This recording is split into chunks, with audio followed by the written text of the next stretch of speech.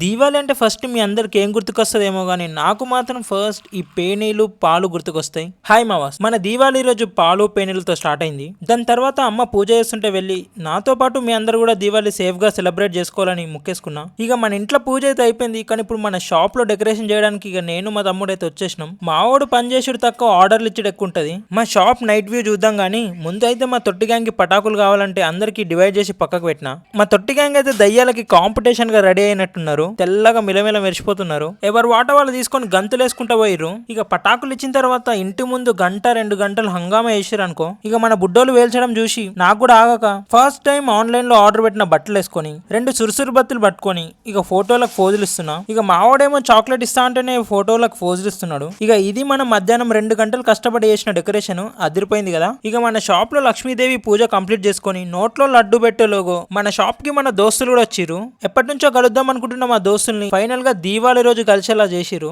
ఇక మన షాప్ ముందు సౌండ్ పొల్యూషన్ చేయడానికి 10K వాళ్ళతో స్టార్ట్ చేసి